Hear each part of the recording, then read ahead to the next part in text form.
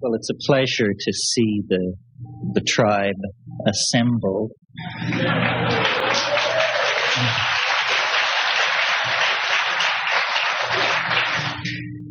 You know, when we look at our own psychedelic experience, it seems so personally huge that it's very hard to place it in a context of hundreds of thousands of such experiences.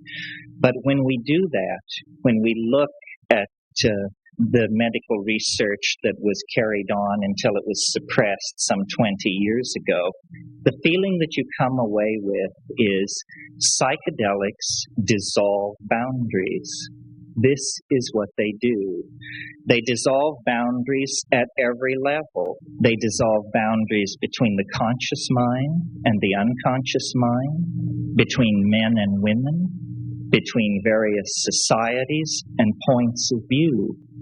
And at one time, I was willing to let it rest at that, to imagine, well, these things are boundary dissolving, structure dissolving compounds, and this is what gives them their enormous import, because they lead us outside of the theater of language and into the real world that we suppressed in the process of becoming acculturated to our own culture.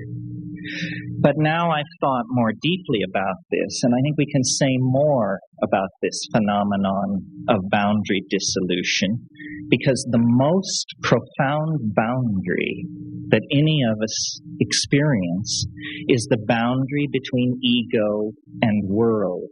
We are in the world, but we are the ego. This is the cultural myth in which we live, and this is the cultural myth that is completely dissolved, exploded, and blown away by the psychedelic experience. It is not a cliche to say that it is an experience of oneness, because the world we are living in is unifying itself at a prodigious rate.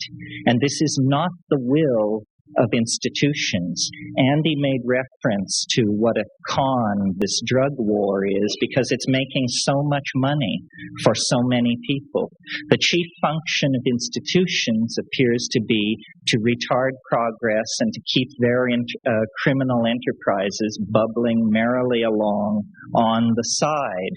Meanwhile, the rest of us, the masses of people struggling to come to terms with the end of history, can see, can feel that what we need is a sense of unity, not an idea of unity, not an ideology of unity, because if there ever was an ideology of unity, it was communism, and the pieces are still falling from the explosion of that system of thought. We need a feeling of unity. Feeling is primary.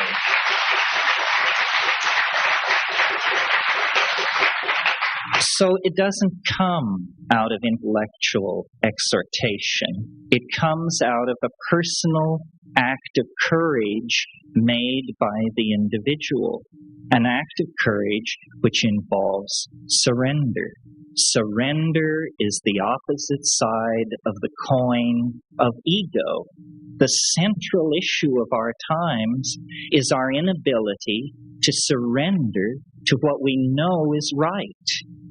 We have the ability to feed the hungry. We have the ability to educate our children, to clean up our environment, to eliminate sexism, to eliminate racism. The question is, can we change our minds fast enough? Not can we change our minds, but can we change them fast enough? The momentum of the institutions that were created out of the collapse of medieval society has become so great, the momentum toward a lethal conclusion, that if we don't act quickly to pull ourselves out of this power dive, eventually the political will, the resources, even the infrastructure will not be there to support this kind of a reorienting of our thinking.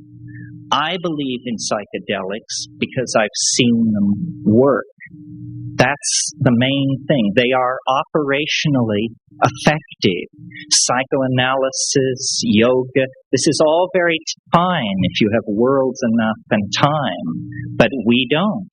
If you stake your self-identity on the aggrandizement of a single atom of humanity, which you call yourself, then what hope is there for creating a coherent communal future?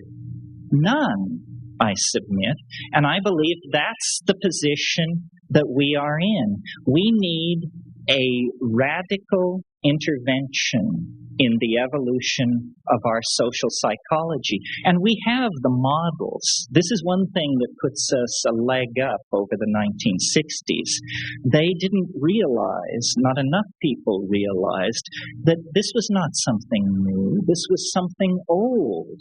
That shamanism, psychedelic shamanism, is how religion was practiced for the first million years.